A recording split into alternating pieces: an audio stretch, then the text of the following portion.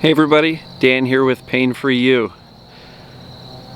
Today's topic, are symptoms contagious? So I'll get to that in a minute.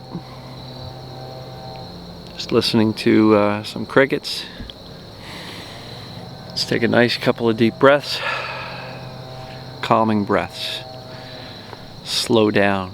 Let the tension out of your body.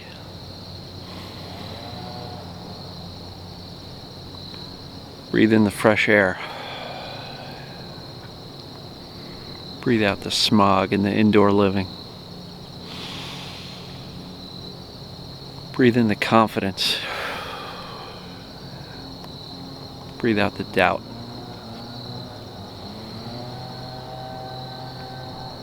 Breathe in the bravery. Breathe out the fear. All right. Are symptoms contagious? Somebody asked me that question, and I've known this for a long time. It's very, very common. This is also one of the reasons why I will not let just anybody post on my Facebook page or my Facebook group, because in some of the other TMS groups, and you hear this, I've heard this thousands of times, that some of these groups are very toxic, meaning, and even the non-TMS ones, meaning the medical groups like back pain group or neuralgia groups or whatever groups you've got, the medication withdrawal groups and all that stuff. All of these groups are extremely toxic because as you start to read everybody else's worst case scenario, everybody else's struggles, everybody else's fears, it's very triggering. And for anybody who's already working to try to embrace this TMS approach and this TMS belief system, which is that, hey, my body's not the problem. Reading about other people's symptoms and struggles and worst case scenarios and horrific experience is going to do nothing other than implant some negative thoughts, some fears, some worries, some catastrophic thinking into your head. And as we know, TMS is a problem created in the mind. And as I talked about a few days ago, what fuels TMS? Fear and attention. So if you're reading all of this fearful horror movie type of symptom stuff, you're essentially fueling your own TMS. And so somebody asked the question, are symptoms contagious? Can I catch them from other people? Right? They're not contagious in the way of infectious diseases or something like that. It's not like viruses or COVID or anything. But because of how I just described the fear kind of is like a virus that it kind of worms its way into your head, and now all of a sudden you ruminate on and, stay stuck in the story of fear from what you've read. So yes, symptoms are contagious in that thoughts and these thought processes, fear-based thought processes, are kind of catchy. And so this is why I often encourage people not to talk about their symptoms. And on my group, I made it very clear, guys, please try to refrain from symptom discussions, and let's have the comments and questions be solutions focused, process focused. I'm trying to implement this, Dan, and I'm struggling. What do I do? Or how do I do that? Anybody else have any success with this? Right? As opposed to, let me describe all the medical labels that I've been given, all the diagnoses, all the failed treatments, and I'm freaking out, so help. Right? That type of a post, I don't believe is really useful. While it may allow that person for a while, short while, to feel like they're not alone and get some sympathy and empathy from the group, I don't believe that's curative. I don't believe that's helpful for the person posting, or certainly not for the people reading. And so even in my group, where I severely limit that type of discussion, I still have people say, yeah, Dan, I don't read the comments from others because they trigger me and they make me worse, or they make me fearful, right? Now let's talk about doing online research. You know, I had a conversation with a young lady who started out with one symptom, got very freaked out about it, started going to doctors, started doing her own research online, WebMD, Wikipedia, Dr. Google, and she started reading about other things that can happen if you've got this symptom. And she started researching that, and then she became fearful. And guess what? That new symptom she just read about was contagious. It was a thought virus, and it got into her head, and she started worrying about and freaking out about, oh my God, I hope I don't get that. Before you knew it, she had those symptoms. And it snowballed from one symptom to like 42. So yes, symptoms are contagious.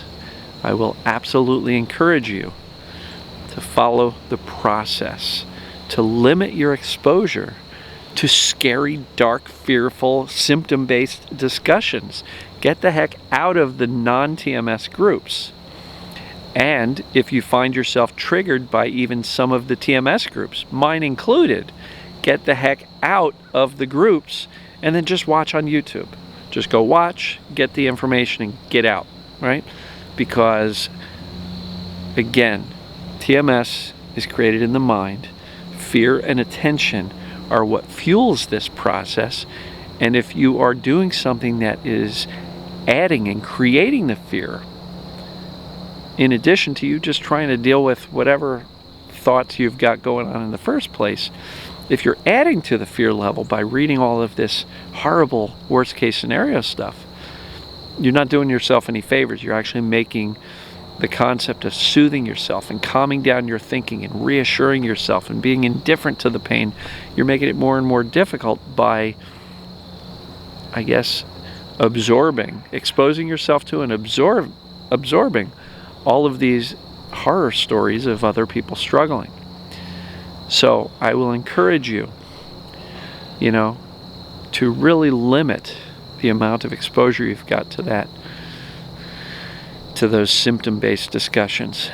And through this message, for anybody watching, please limit the amount of symptom-based conversation. I know there's a certain amount that's kind of required to ask a question or to get a point across, but please don't use the most graphic, descriptive terms to talk about how horrible your symptoms are, because what you don't realize is you might just want to be heard and understood and feel not so alone.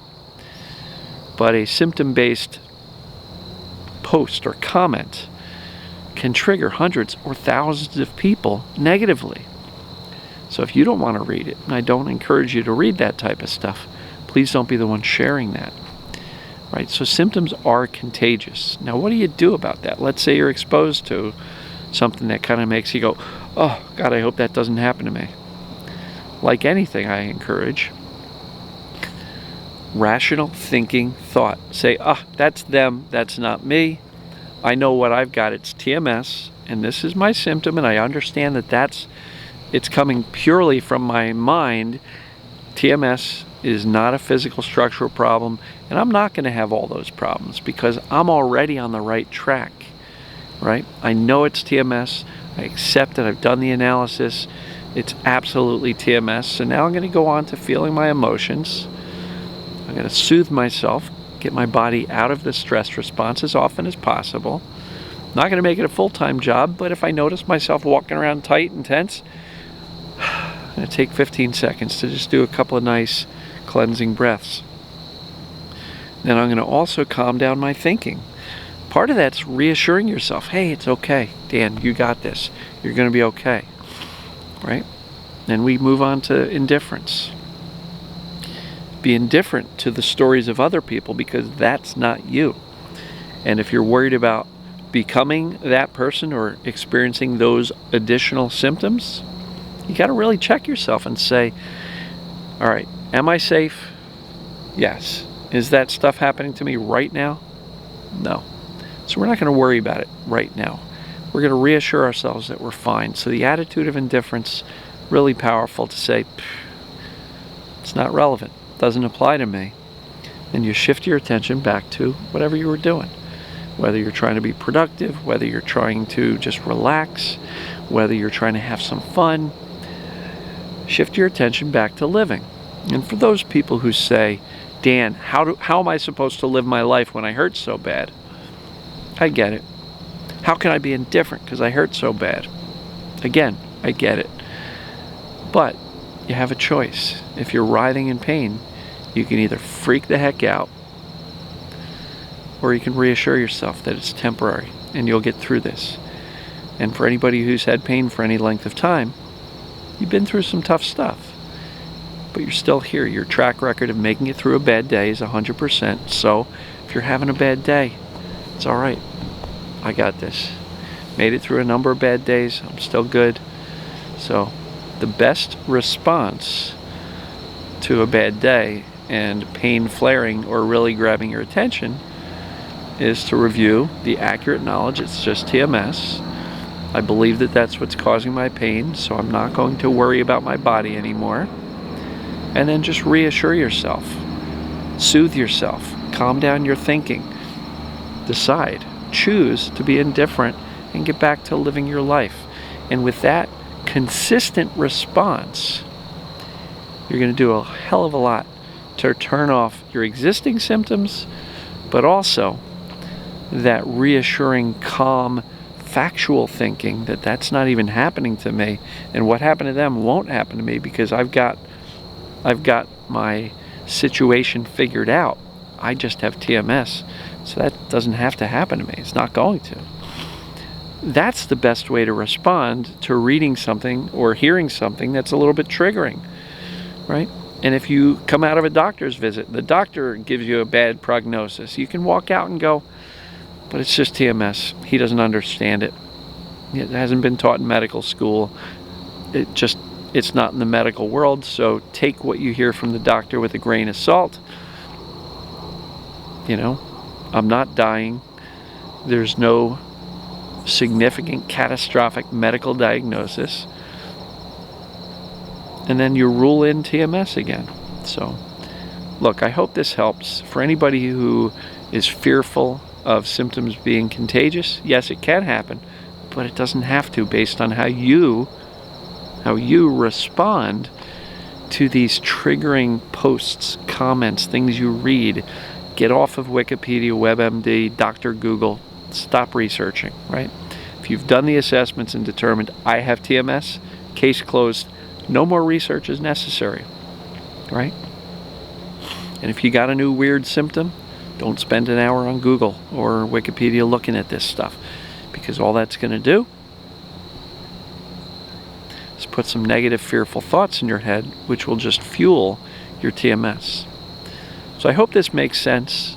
And it wasn't just about contagious symptoms. It was about just how we navigate our days interacting with people. And guess what? You can coach those around you to say, hey, I know you love me, I know you care, but don't ask me about how I'm doing every 16 minutes. It's not helpful. Let me ask you if I need some help, but until then, just assume I'm okay. Even if I look like I'm struggling, you know, I got this. I'm good. I'll let you know if I need some help. And by doing that, you can minimize the amount of conversation surrounding pain. Because frankly, attention is one of the fuels. And fear is another one. So if you think you're doing okay and you're getting through whatever, and somebody looks at you and goes, oh my God, you look awful. Can I do anything for you? What are you doing? You just got an external source of fear, like, oh my God, you look awful. And you're going to go, really? Oh, I didn't realize. Oh my God, I guess I'm doing awful. Fear. Attention. That's fueling TMS. So coach those around you not to ask you. I know you might like the empathy from others around us. But look, the best bet in getting better is to really decide, I'm okay. I don't need help. And even if I do, I'll ask for it gently, but let's not talk about pain all day long. And trust me, those people around you will thank you for that, because they probably don't want to talk about your pain all day long either. So kind of make a pact with them that you're not going to feed each other's attention and fear about the symptoms. And if you've got a spouse that's going, you should go to the doctor, you should go to the doctor, this TMS stuff's all BS. Just lovingly, look, I know you care for me. I know you want to see me get better. But trust me, I've done the research. This is what's going on, and this is the way out. So you can really help me by not criticizing or judging me for going down this path, right? With love, say it. Don't yell, don't blow up at them. With love. Hey, I know you love me. I know you're just trying to help. But I've done the research. I've been to down the medical path. It didn't help. So I'm going to stay on this course. The best way for you to help me is to support that and not bring it up, right? So I know I'm bouncing around a lot here. The topic was, are symptoms contagious? The answer is they can be, but they don't have to be, depending upon how you choose to respond. So, whew, that was a mouthful. So, all